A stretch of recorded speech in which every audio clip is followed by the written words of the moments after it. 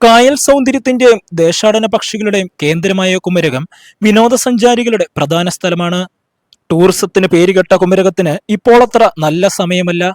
അതിന് പ്രധാന കാരണം കുമരകത്തെ പൊട്ടിപ്പൊളിഞ്ഞ റോഡുകൾ തന്നെ.